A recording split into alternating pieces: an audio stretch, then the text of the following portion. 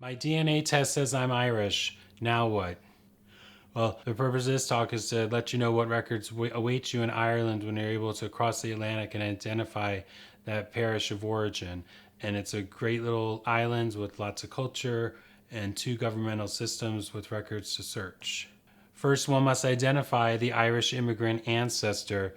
Or which one of your ancestors is the one from Ireland? You want to interview your family members, compare federal and state census records, consult family cemetery records, consult civil records, church records, and military records.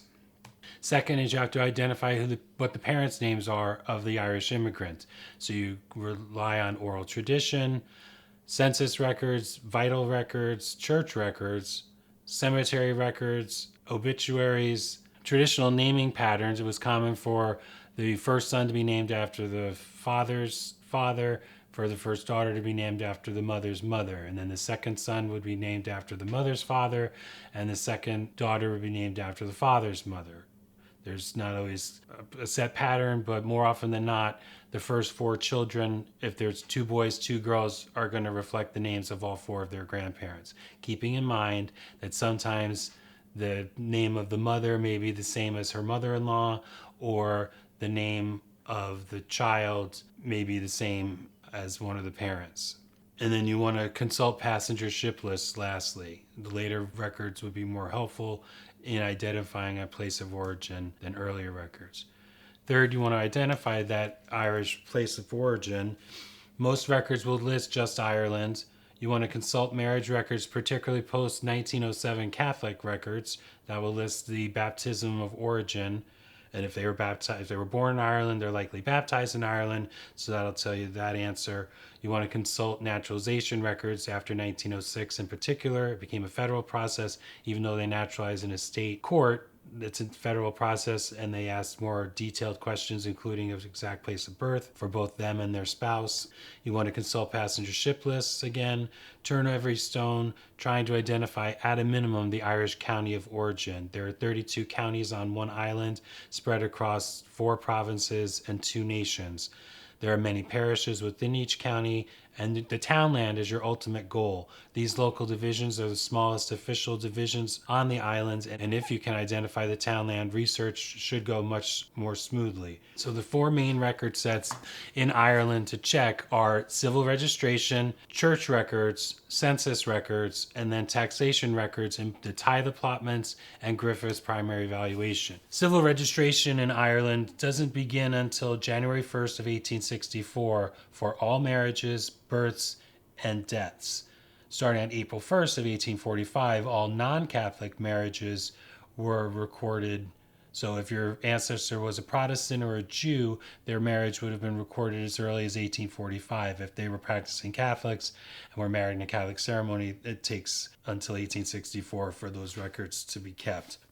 They're kept in a variety of places. 2 good resources to look at would be Irish Genealogy IE or genie.nidirect.gov.uk. So the government in Dublin has the records for the entire island through 1922, and then after 1922, the 6 counties that make up Northern Ireland, their records are kept only in Belfast.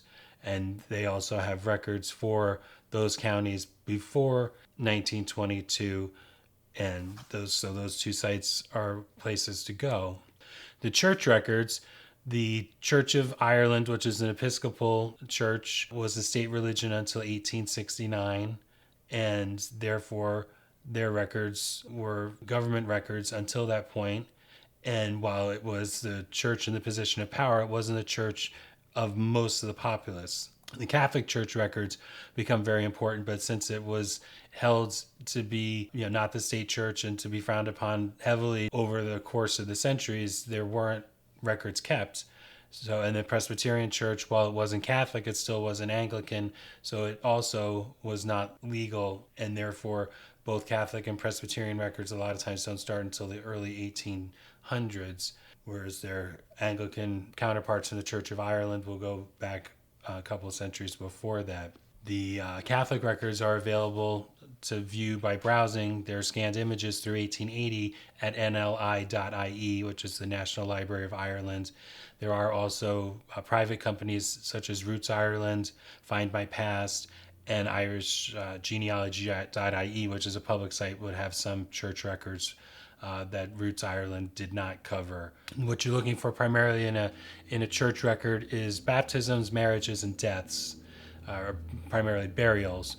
So the vital record, what we talked about earlier, would be the birth, and the counterpart in the church record is a baptism. So a child is typically baptized in the churches that we discussed.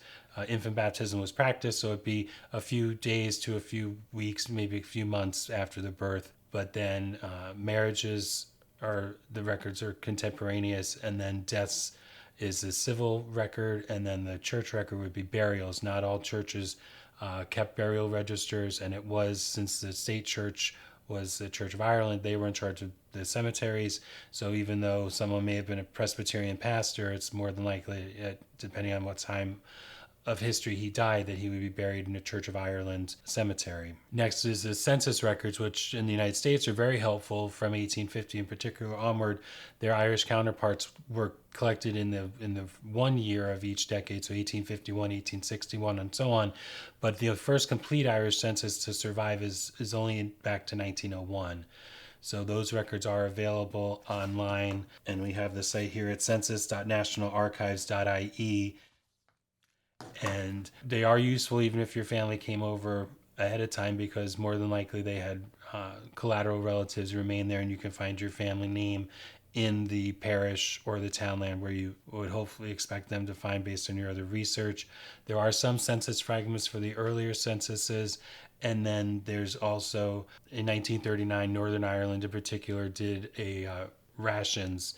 So as they were getting ready for war, they implemented rations, and they got what's considered a census substitute. And then the next item that was be of use is in 1907, an old age pension plan came into effect in the United Kingdom. So to prove if their birth certificates couldn't establish that you were 70 in that time period, so they were allowed to use the 1841 and 1851 censuses, which did exist at that time. They were destroyed during the Irish Civil War in 1922. So that's a secondary source. And then lastly, the taxation records, death and taxes, those are the two things that are always in around.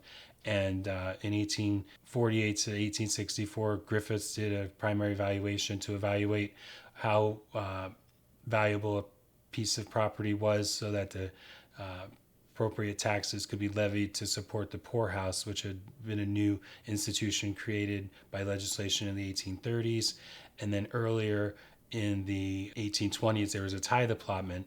The Church of Ireland, being the official church, required a tithe, so 10%. And before that, they were allowed to pay in kind, which meant they could pay in eggs or pigs or grain. But after the 1820s changed, they had to start paying in cash. So they had to know how much the stuff was worth so they could determine what the cash payment would be. It was very unpopular, as you could imagine, with both the Catholics and the Presbyterians and the other non-Anglicans, who were the vast majority of the population.